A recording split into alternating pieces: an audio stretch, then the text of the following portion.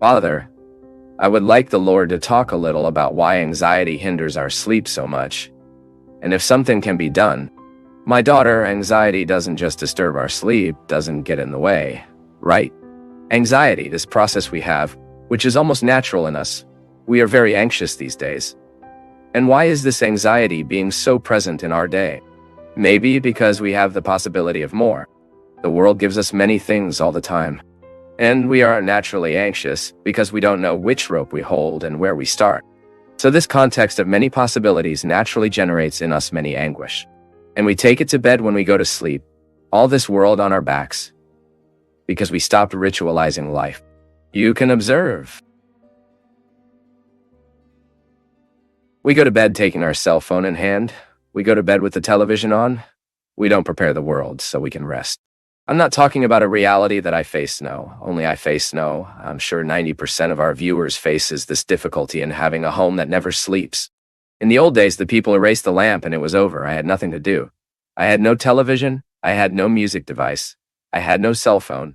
Bad and barely had a phone at home that only played when someone died at dawn. Otherwise, it was absolutely inelegant to be calling for a half-person night, 1 o'clock in the morning. Not today. Today, people think we have an obligation to be connected all the time, and that if a person sends a message 1 in the morning, we have to be ready to receive an answer. So we lost our sleep rights. We stopped creating that context that is resting us, which will make us more relaxed, less agitated. We don't prepare to sleep, so when it lies on the bed, our head is 1,000. I'm sure many who are watching the spiritual education program at this time are with their cell phone on the side.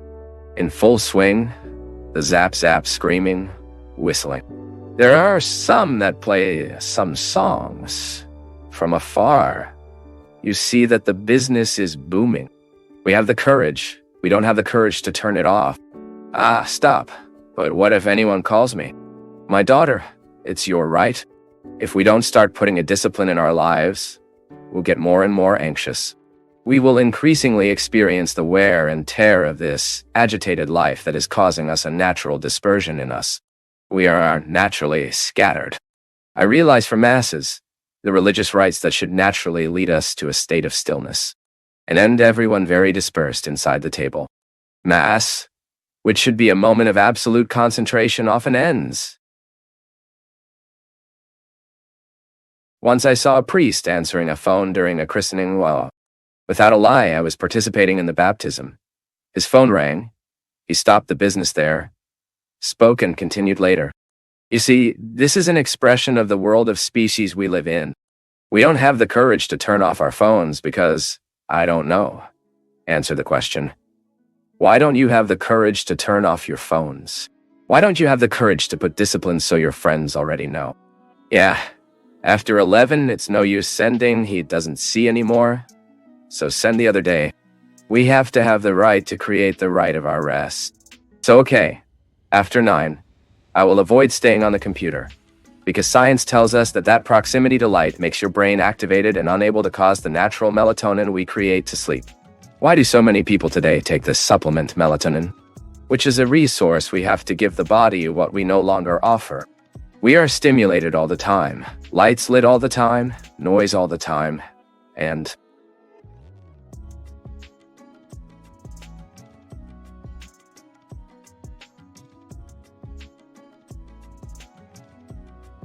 happy are the merciful, they will reach mercy. Mercy is an essential concept for the life of holiness. What is miserere? Feel the misery of the other. The merciful heart is the one who embraces. Having the merciful heart is that you have love in action. Life of holiness is that I am not perfect. My love is not perfect. When I see someone suffering, I am immediately raptured by the suffering of the other. But I am not a mere spectator. I want to be a spear that enters where you suffer and tries to modify something. Sometimes materially when we are given the opportunity. How many times? Materially. How did you say? I have an experience once I heard. It wasn't because he wanted to tell. No, it was by chance. Eberson, who works with me, went to the house of Aziza to bring the chapel sound material, which was here, in the time we are making Mass every Sunday. And this is where he felt thirsty, when he left the house of Aziza, and before taking the car to get back to Tabape, which is where he lives with me. He wanted to get in a bar in front to buy a water. And when he went to this bar, the Lord told him like this: "Hey, I live in Garpuava, me and my wife. We are here in a situation of misery. We came to try life here in San Jose dos Campos. I don't even have to give it to myself. If I don't think I'm lying, the little man here of the grocery store is gathering money for me. And when you have the value, I will. You will buy the ticket for me." Then Everson looked at the Lord. "You agreed," said, "It's true." And Everson immediately identified that there was true there in that story. Everson is not a rich boy. He works, helps his family, has a beautiful connection with his mother, with his family, with the brothers, helps everyone he can, his friends. I know he helps. He said that at that time, if I crossed this street, it was not to buy water. I crossed this street. It was to find this gentleman and see that he has a different thirst from mine. It is thirsty to return home. It is thirsty to be people again, not to be here in this situation of insecurity, instability. Then Evis asked how much the passage is. He spoke there 400 and few rays was missing to buy the two. He said, "Rest assured. So the Lord will have the money. I will give what is missing." He said this man did not believe, because he did not imagine that someone went there and willing to give all that value. He said that he knelt thus in the impetus of gratitude and knelt down. I knew this story because we were talking about another thing when we are in a moment thinking that it is to live that, and suddenly God shows us the other side. What happens at a time like this? It is a movement of mercy. When you are a spear, it surpasses all the layers and arrive in the center, where it hurts. This is essentially religious. This is essentially spiritual. Sometimes we can do this materially, as my friend did for this stranger. I can do this from a spiritual point of view. Sometimes I come across such cruel pain, so hard to live and experienced in solitude, and then I make the way of the spear. Sometimes the first layer of the heart of those who are before me is ugly face. I break her. The second layer is arrogance. I break. Because when we are suffering, we have an ugly face. We are arrogant sometimes. The third layer is sometimes proud. The person knows he needs it, but he doesn't want to. You break that pride, and you go with a smile without mockery. It's not a smile of mockery. It's a warm smile, saying, "You are not alone. This pain is not just yours." And gradually, the layers of that heart allow the arrow you are to reach the center, to the place the person needs. How good is that, right, guys? It is not because the other is seeing. It's not to post on Instagram, no. In fact, the life of holiness does not match this publicity that sometimes we make our charities. It is for you to know. God has sometimes made you cross a street to buy water for you to find out that there is a man.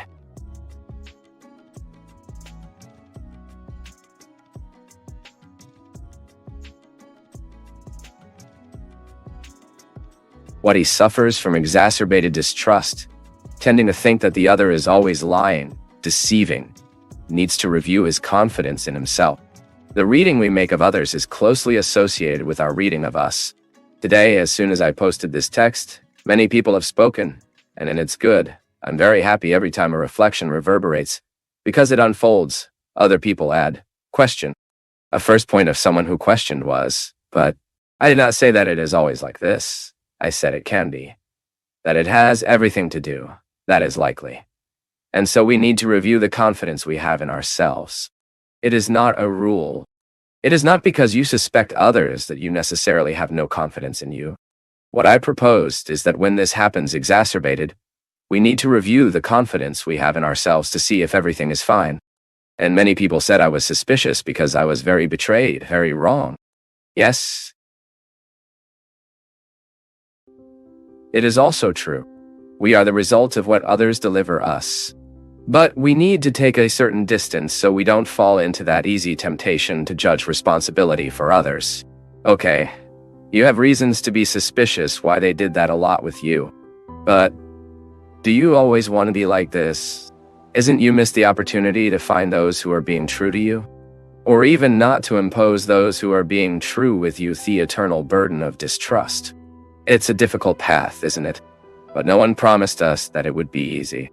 The fact is that every time you feel that the other may be lying to you, analyze the facts well, realize the situation well, so that you respond if there is a reason for distrust, or if it comes from your lack of confidence in itself. If you come to the conclusion that you need to trust yourself a little more, invest in it. Work on you. Do everything so that you have more and more perception of your possibilities and limits, because we trust ourselves when we are able to live our possibilities and also recognize our limits. I trust because I know what I can offer. I trust because I won't do what I can't.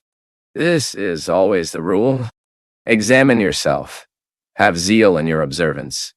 And if you think you are being unfair, distrusting everything and everyone, ask you the question. But then ask the smarter question. What can you do with everything you did? 8 years ago, my husband had a collection of records. I pity to sell, because in my head, his soul would be sad. I ask you to advise me. No, my daughter, for the sake of God. The records, in fact, that her husband collected are just an effective link between you and him. His soul won't be sad if you don't do that. No, who will be sad, possibly, is you, because it is a way to preserve his memory. I also think this is something you can solve over time, right? How do we deal with our dead? How we deal with the presence, right? Because still today I was talking about it, right? All absence occupies a space. My sister died, but she has a space in my heart. What is the best way for me to preserve my sister's memory inside me? Is it keeping her room intact? I can never donate? No. The best way is to have in my heart everything that beautiful I lived with her. If I left me any material things to remember, that's fine. Even becoming a sacramental. Something that reminds me. But that can't be Amara. You cannot deal with materiality, with these albums that left in the collection he had, as if this were a real presence of him inside your home. And that if you can stop it, you are leaving his soul. The best way to keep the other alive within us is through the belief in the resurrection. It is knowing that he is now in a different dimension from ours, and that in this dimension we are here. Human signs, human realities. I can spiritually take him with me, with a good memory, with a good longing that teaches me and motivates me to live. It's just like the mother who loses her child. She has a hard time undoing her room. To undo his things. This is part of mourning. There comes a time when this is necessary for us to close the cycle of suffering. Because if the room is there the same way it was, we risk not allowing mourning to be organized within us. It's also a way of losing, right? It is also a way of dealing with what is gone. Because sometimes we have this illusion that matter continues to make that person be among us. And that's not true. Ultimately, what we keep from the other is the love we lived, are the joys we experienced together. The sufferings we live inside by sid.